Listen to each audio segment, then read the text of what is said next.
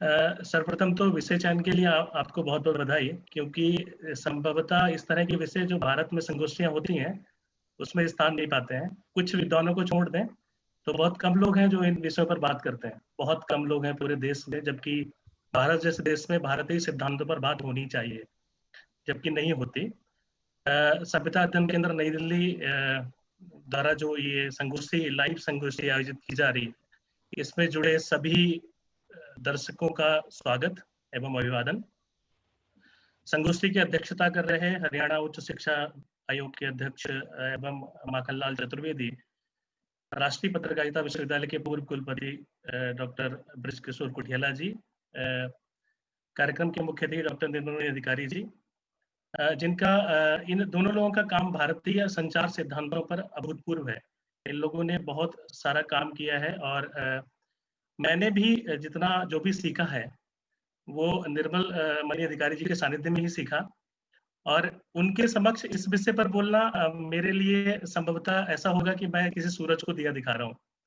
और फिर भी मैंने जितना जाना, समझा और पढ़ा, मैं कोशिश करूंगा कि मैं आपको बताऊं कि भारतीय संचार सिद्धांत शुरू कहाँ से होते हैं। कुछ ऐतिहासिक दृष्टिकोणों पर बात करूंगा इतिहास में, फिर मैं बात करूंगा साधारणीकरण संचार सिद्धांत पर, जो कि निर्मल जी द्वारा ही दिया गया है।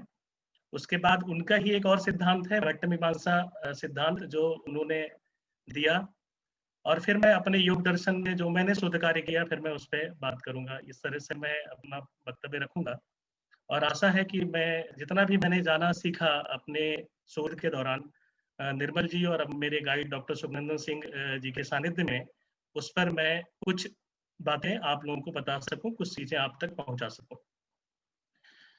सामान्यतः जब जब भी भारतीय संचार सिद्धांतों पर बात होती है, जब भी बात की जाती है, तो हम घूम फिरकर एक ही जगह आकर अटकते हैं, वो है साधारणीकरण। ओके, साधारणीकरण के बाद ये इकलौता ऐसा प्रारूप है जो बहुत ज्यादा प्रचलित है, और देश ही नहीं पूरे विश्व में इस पर बहुत सारे शोध कार्य हो रहे हैं, और इसको उद्धत करने का, इसको प्रारूप देने का काम भी डॉक्टर निर्मल मणि अधिकारी जी ने किया, और इसके बाद उन्होंने भट्ट मीमांसा सिद्धांत दिया। भारतीय ज्ञान परंपरा या दर्शन परंपरा की जब बात करते हैं, तो आप अगर इसको खोजें तो आप पाएंगे कि वहाँ शोध के बहुत साधन मौजूद हैं। सामान्यतः जो संचार के क्षेत्र में हम भारतीय दर्शन परंपरा और ज्ञान परंपरा की बात करते हैं, तो भारतीय दर्शन कहता है कि संचार का जो अल्टीमेट एम है, जो संचार का अंतिम लक्ष्य है, वो है ज्ञान की प्राप्ति। और ज्ञान की प्राप्ति के जितने साधन हमारी भारतीय ग्रंथों में मौजूद हैं, जिस तरह के दृष्टिकोण हमारे भारतीय ग्रंथों में मौजूद हैं, वो किसी और जगह शायद ही आपको मिलेंगे। तो इसके बावजूद विडंबना ये है कि भारतीय सिद्धांतों पर काम नहीं हो रहा। देश में भारतीय सिद्धांतों पर काम करने वाले बहुत कम लोग हैं और काम नहीं कर रहे हैं। और बाकी अगर विषयों की बात करें तो उनकी तरह ही भारतीय, क्योंकि वहां भी भारतीय दृष्टिकोणों पर काम बहुत कम है, बाकी विषय में भी आप जाएंगे तो भारतीय संचार का जो क्षेत्र है वो भी इस विडंबना का शिकार है कि इसको शोधकर्ता अपनाते नहीं है, या वो अपनाने की कोशिश करते हैं तो कई बार उनको विश्वविद्यालय मौका ही प्रदान नहीं करते कि उनको भारतीय संचार सिद्धांतों पर शोध करने दिया जाए, क्योंकि है क्या कि गूढ़ विषय है, समय ज्यादा लग सकता है। तो और इस विषय से जुड़े हुए विद्वान है नहीं, तो वो चाहते हैं कि इससे दूरी बना ली जाए और किसी सामान्य टॉपिक पर शोध करके काम निपटा लिया जाए।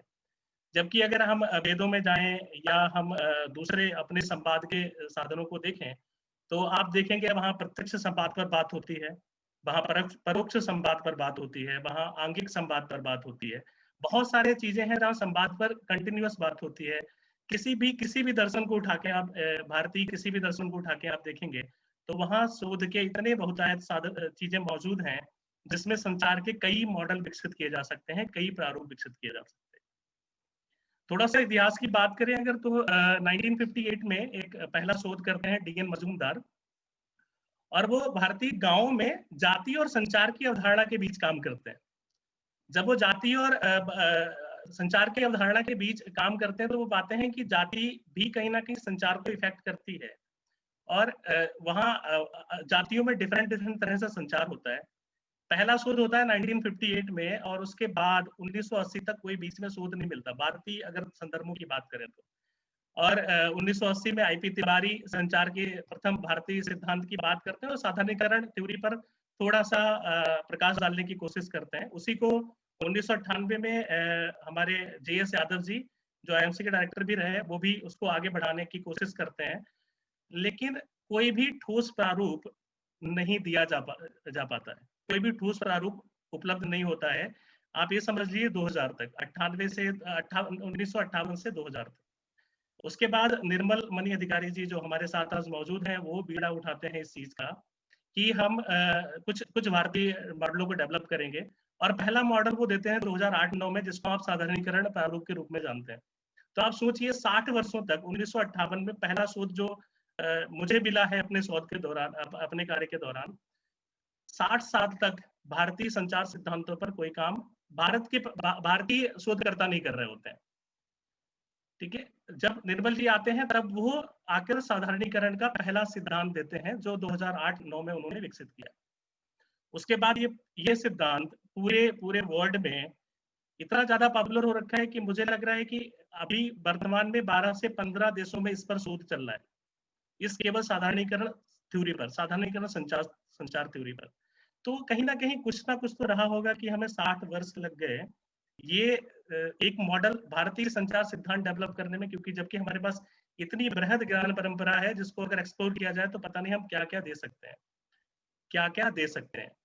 ठीक है, तो अगर आप संचार के साधारणीकरण सिद्धांत की बात करें तो इसके मूल में आता है सिंप्लीफिकेशन, सहृदयता, कॉमननेस, इक्वल हार्टनेस, इस तरह के चीजों की बात होती है।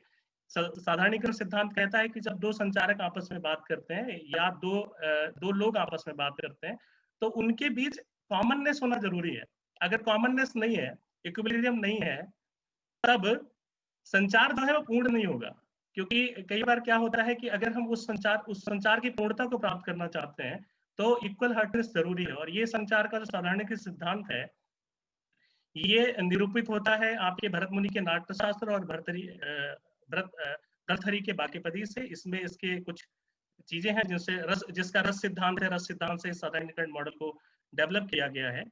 तो साधारणीकरण सिद्धांत सहृदयता, रसस्वादन, साक्षात्कार जैसी कई सारी चीजों की बात करता है। हालांकि निर्मल मणि अधिकारी जी ने इसको और आगे बढ़ाया और वो इस मॉडल को संचार योग तक लेके गए। वो कहते हैं कि इस लेवल से हम संचार योग तक जा सकते हैं और एक यौगिक स्थिति को भी प्राप्त कर सकते हैं। क्योंकि मैंने पहले कहा कि भारतीय संदर्भों में जब संचार की बात होती है तो ये कहा जाता है कि संचार जो है वो कहीं ना कहीं स्वतंत्रता, लिबरेशन, सेल्फ रियलाइजेशन का भी माध्यम है। तो जब हम आत्म साक्षात्कार कर लेते हैं तो हम यौगिक स्थिति को भी प्राप्त कर सकते हैं संचार के माध्यम से। और साधारणीकरण मॉडल के जब संचार योग की बात करते हैं निर्मल जी, तो वो इस तरह की चीजों पे बताते हैं कि आप एक परफेक्ट संचार करके, परफेक्ट कम्युनिकेशन करके यौगिक लेवल तक भी पहुंच सकते हैं, योग की स्थिति को भी प्राप्त कर सकते हैं। हालांकि अगर मैं बात करूं दूसरे संदर्भों में तो क्या केवल अगर हम भारतीय शोधकर्ताओं को छोड़ दें तो अगर विदेशी शोधकर्ताओं की बात करें तो उन्होंने बहुत सारे शोध किए हैं भारतीय संदर्भों में। जैसे ऑलिवर हैं, हॉस्टरमैन हैं, गंगल हैं, दिशा नाइके हैं, क्रिकवुड हैं, तिरुमलई हैं। इन्होंने भारतीय दृष्टि से अनेक शोध किए। इन्होंने पंचतंत्र को अपना विषय बनाया, इन्होंने शिव तांडव को अपना विषय बनाया, इन्होंने वेदांत को अपना विषय बनाया, इन्होंने रस सिद्धांत को अपना विषय बनाया, इन्होंने बुद्ध दर्शन को अपना विषय बनाया और भारतीय ज्ञान परंपरा को एक्सप्लोर करने की कोशिश की। वो लोग काम कर रहे थे लेकिन हम कहीं ना कहीं उसमें पीछे जा रहे थे। विदेशी शोधकर्ता इस पे बहुत सारा काम कर चुके हैं और मैंने जब शोध किया तो पाया कि क्रिकवुड ने बहुत अच्छा काम किया है। उन्होंने पंचतंत्र पे काम किया है, उन्होंने आपके शिव तांडव पे काम किया है, उन्होंने योग दर्शन में जो इथिक्स है, कम्युनिकेशन इथिक्स, इस पे भी बात की है। लेकिन हम लोग कहीं ना कहीं इसमें पीछे रह गए और हमने 60 वर्षों में एक मॉडल दिया। भारतीय दर्शन और संचार की जब बात करें तो मैंने अभी बताया कि ये स्वबोध, स्वतंत्रता की बात करता है। क्योंकि संचार का अगर अल्टीमेट एम अगर आप देखेंगे तो वो ज्ञान की प्राप्ति है। और ज्ञान की प्राप्ति के लिए जो भी प्रोसेस हमारे ग्रंथों में, हमारी परंपराओं में दी हुई है, वो कहीं और मिलना संभव नहीं है। तो हम क्यों ना अपने दर्शनों को खोजें, अपने वैदिक दर्शन को खोजें, हमारे जो चीजें मौजूद हैं, उपनिषद मौजूद हैं, उनको खोजें, उनमें कुछ भारतीय संचार सिद्धांतों को डेवलप करने की बात करें। उसके बाद अगर हम बात करें कि दूसरा जो संचार का सिद्धांत आता है, भारतीय संचार सिद्धांत या भारतवर्षीय संचार सिद्धांत जिसकी हम बात कर सकते हैं, ये भी निर्मल मणि अधिकारी जी ने दिया। उन्होंने कुमारिल भट्ट का जो मीमांसा दर्शन है उसको एक्सप्लोर किया और वहां से एक मॉडल डेवलप किया। उस मॉडल में वो बताते हैं कि जो भट्ट का मीमांसा मॉडल है वो उसमें 11 तत्व हैं, 11 एलिमेंट हैं, जिसमें वो जो लोग कम्युनिकेट कर रहे हैं, जो दो लोग कम्युनिकेट कर रहे हैं, उनको भावक बोलते हैं। भावक, क्योंकि यहाँ भावना सिद्धांत प्रधान है, कुमारिल भट्ट का जो मीमांसा दर्शन है उसमें भावना सिद्धांत की बात होती है, तो भावक की बात करते हैं, भावना की बात करते हैं, अभिधान की बात करते हैं जो इनकोडिंग से जिसको लिया है उन्होंने, प्रमा की बात करते हैं, प्रमा हमारे यहाँ ज्ञान से लिया जाता है, प्रमा प्रमेय और प्रमाण की बात होती है हमारे भारतीय सिद्धांतों में। फिर वो प्रमा को मैसेज की तरह डिनोट करते हैं, कारण की बात करते हैं, कारण मीन्स चैनल और मीडिया, बोध की बात करते हैं, डिकोडिंग, नॉइज की बात करते हैं, जो भी बैरियर्स मौजूद हैं हमारे जो भी भट्ट मीमांसा के में जो बैरियर्स बताए गए हैं कम्युनिकेशन के, उसकी बात करते हैं, प्रकरण की बात करते हैं कि किस कॉन्टेक्स्ट में कम्युनिकेशन किया जा रहा है, और फीडबैक की भी बात है उसमें। तो आप ये समझिए कि अभी जब भट्ट मीमांसा मॉडल को मैं पढ़ रहा था अपने शोध के दौरान, तो मैंने पाया कि इतना सब कुछ मौजूद होने के बावजूद हम अभी तक जो भी हमारे पाश्चात्य संचार के सिद्धांत हैं केवल उन पर ही डिपेंडेंट है। जबकि ये मॉडल अगर आप देखेंगे तो बेरेलो का जो मॉडल है कम्युनिकेशन का, अगर आप उसके साथ इसको कंपैरेटिव एनालिसिस करने की कोशिश करेंगे तो ये मॉडल कहीं ना कहीं बहुत ऊपर उससे आता है। ठीक है, तो हमारे दूसरा मॉडल जो है ये भट्ट मीमांसा मॉडल दिया गया। इसके बाद मेरा खुद का शोध कार्य है, मैंने योग दर्शन और संचार पे काम किया, पतंजल के योग सूत्र को अपना विषय बनाया, और इसकी जो प्रेरणा है मुझे निर्मल जी से ही मिली। मैं 2012 में एक इंटरनेशनल कॉन्फ्रेंस अटेंड कर रहा था माखनलाल चतुर्वेदी पत्रकारिता विश्वविद्यालय में। उस दौरान क्योंकि मेरा जो ओरिएंटेशन था, मेरा जो शोध का लगाव था वो नए संचार सिद्धांतों की तरफ था या न्यू मीडिया की तरफ था, और मैं उसी पे लिख रहा था। उस दौरान निर्मल जी ने मुझे मोटिवेट किया कि आप इस पे काम करिए, और फिर मैंने योग दर्शन को अपना संचार का विषय बनाया। तो योग दर्शन एक अभूतपूर्व पुस्तक है, अभूतपूर्व पुस्तक। योग दर्शन जो पतंजलि का योग सूत्र है उसमें संचार के इतनी चीजें मौजूद हैं कि आप उसको एक्सप्लोर करेंगे तो करते रहेंगे। हालांकि मैंने अभी कोई मॉडल डेवलप नहीं कर पाया है, मैं प्रयासरत हूँ उसके लिए। मैंने उसमें इंटरपर्सनल कम्युनिकेशन, जो अंतर वैयक्तिक संचार होता है, स्वसंचार और ट्रांसपर्सनल कम्युनिकेशन को खोजने की कोशिश की है, वो किस तरह इन चीजों की बात करते हैं। हालांकि आप देखेंगे तो इंट्रापर्सनल कम्युनिकेशन का कोई भी आपको ट्रांसलेशन नहीं मिलेगा। इसके पीछे भी रीजन है, क्योंकि हम अभी ट्रांसलेशन गूगल पे अगर करो तो आपको ट्रांसलेशन नहीं मिलेगा। ट्रांसपर्सनल कम्युनिकेशन का कोई भी एग्जैक्ट ट्रांसलेशन मौजूद नहीं है। उसके पीछे कारण ये है कि हम उन चीजों को अभी तक एक्सप्लोर नहीं कर पा रहे हैं कि उसको हम डिनोट कैसे करें। तो मैं इसीलिए इंट्रापर्सनल और ट्रांसपर्सनल बोल रहा हूँ, क्योंकि मुझे भी अभी नहीं ठीक से ज्ञात हुआ है कि उनको मैं किस तरह से डिनोट करूँ। योग दर्शन जो है स्वसंचार, अंतरवैयक्तिक संचार और ट्रांसपर्सनल कम्युनिकेशन पे खूब बहुत अच्छे से बात करता है। अगर हम देखें केवल मैं अंतरवैयक्तिक संचार को लूं, अगर योग दर्शन के अंतरवैयक्तिक संचार को, तब जब पतंजल बात करते हैं यम और नियम की, तब वो पूर्णतः बात कर रहे होते हैं कि संचार में किस तरह हम यम और नियम का पालन कर सकते हैं। वो बात करते हैं अहिंसात्मक संवाद की, अहिंसा होनी चाहिए, सत्यता होनी चाहिए आपके संचार में। वो बात करते हैं कि आप मानसिक स्थिर हो जब आप संचार कर रहे हो, दो कम्युनिकेटर्स जब आपस में बात कर रहे हो, मैं कम्युनिकेटर्स ही बोलूंगा क्योंकि दोनों एक ही लेवल पे होते हैं जब कम्युनिकेशन कर रहे होते हैं भारतीय सिद्धांतों के अनुसार। मानसिक स्थिरता की बात करते हैं, सत्यता की बात करते हैं, इसी तरह शुद्धता की भी बात करते हैं, धैर्य की भी बात करते हैं। जब वो एम और नियम की बात करें, मैं कुछ चीजों को बता रहा हूँ, सत्यता, शुद्धता, धैर्य, अहिंसा, मानसिक स्थिरता, ये 5 चीजें हैं जिनको एम और नियम के माध्यम से पतंजलि डिनोट करते हैं कि जब भी कोई दो लोग आपस में बात कर रहे हो, तो अगर वो उनका जो संवाद है वो अहिंसात्मक है तो वो पूर्णता को प्राप्त हो सकता है। अगर वो उसमें सत्यता है तब वो पूर्णता को प्राप्त कर सकता है। अगर आप मानसिक रूप से स्थिर होकर संचार करेंगे तब भी आप पूर्णता को, संचार की पूर्णता तक उसको पहुंचा सकते हैं। तो ये बात हुई आपके अंतर वैयक्तिक संचार की, और इस दौरान वो बहुत सारी चीजें और भी बताते हैं जिनकी मैं आगे चर्चा करूंगा। इसके बाद जब वो पतंजल स्वसंचार की बात करते हैं, क्योंकि स्वसंचार पे पतंजल योग सूत्र से अच्छा ग्रंथ शायद कोई नहीं है। स्वसंचार पे बहुत विस्तृत वर्णन है, जिसमें वो पहले बात करते तप की। स्वाध्याय भी आपका एक स्वसंचार है, जिसमें आप जब स्वाध्याय करते हैं, आप चिंतन मनन करते हैं, किसी चीज के को निष्कर्ष तक ले जाने की कोशिश करते हैं। ईश्वर प्राणिधान करते हैं, आप बिलीव करते हैं कि हाँ कुछ है, गॉड, भगवान की इंटिटी पर विश्वास करना शुरू करते हैं। प्रत्याहार की बात करते हैं, धारणा बनाते हैं किसी चीज को लेकर, या ध्यान की जब भी बात करते हैं पतंजल, तब वो स्वसंचार की बात कर रहे होते हैं।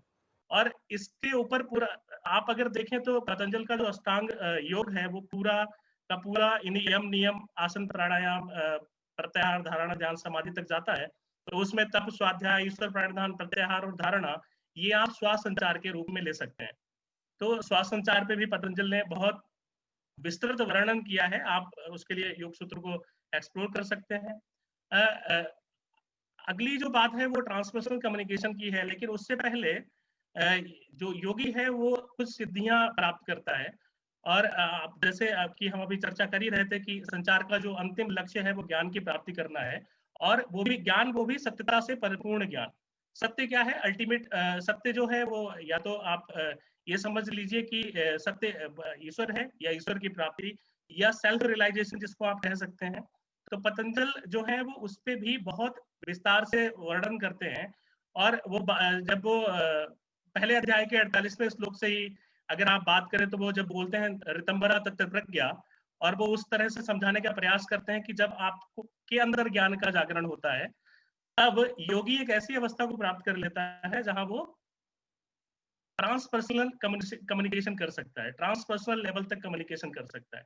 इस तरह का कुछ भी किसी और ग्रंथ में हमें हमारे भारतीय ग्रंथों में है, लेकिन किसी और ग्रंथ में हमें नहीं दिखता कि इस तरह से बात कोई ट्रांसपर्सनल लेवल तक ले जाके बात कर रहा हो। तीसरे अध्याय में पतंजल बात करते हैं जो इस प्रज्ञा के जागरण से जब सिद्धियां प्राप्त होती हैं तब उन सिद्धियों से जो योगी है वो हर क्रियाकलाप, जितने भी क्रियाकलाप हैं संसार के, उन सबके साथ कहीं ना कहीं समन्वय स्थापित कर सकता है और उन सब चीजों को वो जान सकता है। उनके पीछे क्या कारण है उन सब चीजों को भी जान सकता है।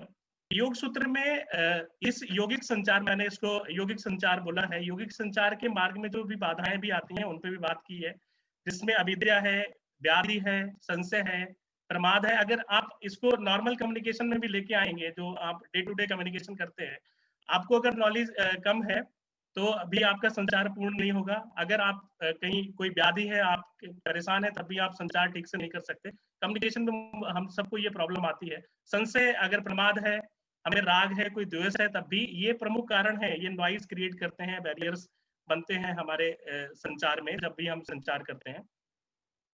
इसके अलावा पतंजल योग दर्शन में, पतंजल योग सूत्र में संचार में जो नैतिकता का विषय है इस पर भी विस्तृत चर्चा की गई, बहुत विस्तार से उन्होंने बताया है। आप इन्हीं सब एम नियम और इनको हम थोड़ा सा दूसरी तरह से दूसरे डायमेंशन में सोचें तब हम पाएंगे कि संचार में मौन का क्या महत्व है, ये पतंजल योग सूत्र में अच्छे से बताया गया है। और silence is the ultimate communication, ये हमारे कई ग्रंथों में कहा जाता है। संचार में सत्यता का क्या महत्व है, नैतिकता की बात जब हम कर रहे हैं संचार में, तब हम सत्यता को किस तरह से लें, संचार हमारा ट्रुथफुल कैसे हो। इसके बाद शुद्धता जो है संचार में, उस पर भी पतंजल ने बताया है कि हमारा संचार जो है वो सत्य हो, शुद्ध हो और सटीक हो। अगर सटीक संचार हम कर रहे हैं, अगर हम जिन चीजों पे हमें बताया जा रहा है हम उन्हीं से जुड़ी हुई बातें कर रहे हैं, हम ज्यादा बहुत घुमा फिरा के बातें नहीं कर रहे हैं, तब आप अच्छे से बात कर सकते हैं। संचार में अनुशासन पर पतंजल बहुत बल देते हैं, क्योंकि पूरा जो योग सूत्र है वो अनुशासन को कहीं ना कहीं प्राइमरी फेज में, प्राइमरी पॉइंट मानता है, प्रारंभिक बिंदु मानता है, और अनुशासन पर पतंजल बहुत बल देते हैं। तो इस तरह से ये अभी तक जो भी काम हुआ, अगर हम भारतीय दर्शन परंपरा को देखें तो, और भारतीय ज्ञान परंपरा को देखें तो, इसमें हमें साधारणीकरण, कुमारिल भट्ट का मीमांसा दर्शन से भट्ट मीमांसा मॉडल, और संचार के जो अभी मैंने आपको जो भी बताया, ये मैंने अपने शोध के दौरान पाया है। और इसको संचार के उस विषय, संचार के परिप्रेक्ष्य में पतंजलि योग सूत्र को पढ़ने का प्रयास किया है। इसके अलावा ये है कि इसके अलावा अभी कोई भी बहुत ठोस काम नहीं हुआ है। हालांकि जब माखनलाल चतुर्वेदी विश्वविद्यालय, माखनलाल चतुर्वेदी राष्ट्रीय पत्रकारिता विश्वविद्यालय में प्रोफेसर गुठियाला जी थे, तब उन्होंने वहाँ बहुत सारी किताबें लिखवाई, जिनमें कहीं ना कहीं कुछ भारतीय संचार सिद्धांतों पर बात होती है। एक पुस्तक मेरे पास भी है जिसमें पतंजलि योग दर्शन पे भी बात की गई है, जिसमें एपिस्टेमोलॉजिकल एक्सप्लोरेशन किया हुआ है, जिसने भी उसको लिखा है। उस दौरान कुछ काम हुआ है, लेकिन उसके बाद ये फिर से कहीं ना कहीं रुका सा प्रतीत होता है। मैंने पहले ही बताया कि शोधकर्ता इसको अपनाते नहीं है। पहली चीज तो ये है, क्योंकि पहली चीज बात ये है कि हमारे, अगर आप पूरे सारे विश्वविद्यालयों का अगर पाठ्यक्रम देखें तो वहाँ बहुत कम विश्वविद्यालय ऐसे हैं जहाँ भारतीय संचार सिद्धांत पढ़ाए जाते हैं या भारतीय संचार सिद्धांत पर बात होती है। भारतीय संचार के परिप्रेक्ष्य में कहीं भी पढ़ाया ही नहीं जाता। नॉर्मली हम पूरे भारत के सिलेबस को अगर अध्ययन करेंगे तो 10 या 15 विश्वविद्यालय हमको मिल सकते हैं। मैं ज्यादा हो सकता है ज्यादा बता रहा हूँ, क्योंकि जहाँ भारतीय संचार के परिप्रेक्ष्य में बात की जाती है, उसके अलावा नहीं पढ़ाया जाता। जबकि अगर आप पूरे विश्व को देखें तो वहाँ जो भी पाश्चात्य संचार सिद्धांत हैं या जो वेस्टर्न या यूरोपियन संचार सिद्धांत हैं, उनके तुलनात्मक सिद्धांत बहुत तेजी से डेवलप हो रहे हैं। क्योंकि जब से संचार के कल्चरल एस्पेक्ट पे बात होनी शुरू हुई है, क्रिटिकल एस्पेक्ट पे बात होनी शुरू हुई है, मल्टी डायमेंशनल अप्रोच पर बात होनी शुरू हुई है, मल्टी कल्चरल अप्रोच पर बात होनी शुरू हुई है, तब से लेकर अभी तक बहुत सारे लोग, जैसे अगर मैं बात करूं तो योशिताका माइक, जो संचार के एशियाई संदर्भों पर बहुत अच्छा काम कर रहे हैं। वर्तमान में वो यूएसए में एक विश्वविद्यालय में प्रोफेसर हैं, और एशियाई संदर्भों में अगर आपको संचार सिद्धांतों के बारे में पढ़ना है तो आप योशिताका माइक को पढ़िए। बिमल दिसानायके बुद्ध दर्शन पे बहुत अच्छा काम कर रहे हैं, और कई लोग और हैं जो श्रीलंका और बाकी फॉरेन यूनिवर्सिटी में रह के, श्रीलंका से हैं लेकिन फॉरेन यूनिवर्सिटी में रह के बुद्ध दर्शन पे, बुद्धिस्ट कम्युनिकेशन पर्सपेक्टिव पे बहुत अच्छे से काम कर रहे हैं। चीन में चीन के संदर्भों पे बात हो रही है। अफ्रीका में एप्रोसेंट्रिक मॉडल पे बात हो रही है संचार के। बट अभी भी अगर हम देखें तो भारत में जो है, भारत में अभी भी भारतीय संचार सिद्धांतों पर अभी तक ठोस काम होना शुरू नहीं हुआ है। ये विडंबना ही है, क्योंकि भारत में रह के और भारतीय संचार सिद्धांतों पर अभी तक हम बात ठीक से नहीं कर पा रहे हैं। इसके अलावा क्योंकि है क्या कि हमें, अगर आप संचार के मल्टी डायमेंशनल बहुआयामी या बहुसांस्कृतिक प्रारूपों को अध्ययन करेंगे तो आप पाएंगे कि हमें हर क्षेत्र में काम करना चाहिए। हर कल्चर के लिए एक मॉडल हो सकता है। हर सांस्कृतिक परिप्रेक्ष्य में एक संचार का मॉडल डेवलप किया जा सकता है।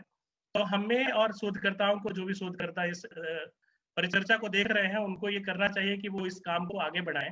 एक सुझाव मैं यहाँ देना चाहूंगा इस मंच के माध्यम से कि भारतीय सरकार भारत अध्ययन केंद्र जैसे कई संस्थान स्थापित कर रही है जगह जगह विश्वविद्यालयों में, तो इसके लिए ठोस कुछ कदम उठाया जा सकते हैं। तो ये मेरा आग्रह है आदरणीय कुठियाला जी से और निर्मल जी से भी निवेदन है, क्या हम लोग इंटरनेशनल कम्युनिकेशन एसोसिएशन जैसी कोई एक संस्था, भारतवर्षीय कम्युनिकेशन एसोसिएशन यहाँ बना सकते हैं, जिसमें भारतवर्षीय सिद्धांतों पर काम करना शुरू किया जा सके।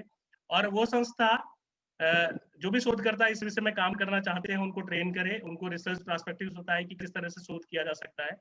इसमें हम भारत सरकार के संचार मंत्रालय, संस्कृति मंत्रालय का भी सहयोग ले सकते हैं। अगर भारत सरकार चाहे तो ये प्रपोजल भारत सरकार तक भी पहुंचाया जा सकता है, क्योंकि अल्टीमेटली जब हम कोई संगोष्ठी कर रहे होते हैं तो उसका एक लक्ष्य ये भी होता है कि कुछ ना कुछ प्रपोज किया जाए। तो मैं ये प्रपोज करने की कोशिश कर रहा हूँ कि ये भारतवर्षीय कम्युनिकेशन एसोसिएशन अगर हम बना सकते हैं तो हम उस विषय में भी चर्चा करें, और जिससे कि जो भी भारत के संचार सिद्धांत जिनको हम अभी तक खोज नहीं पाए हैं, षड दर्शन में हर दर्शन में कोई ना कोई संचार सिद्धांत छुपा हुआ है।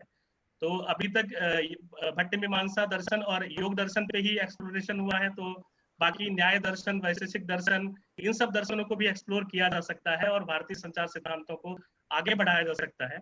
इसी आशा के साथ कि ये कार्य और आगे बढ़ता रहेगा, मैं अपनी बात को यहीं समाप्त करूंगा। सभी को मेरा प्रणाम, धन्यवाद।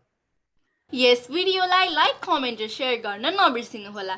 फेरि फेरि यस्तै रोचक भिडियोहरू हेर्नका लागि यस च्यानललाई सब्स्क्राइब गरेर घन्टी बजाइदिनुहोला।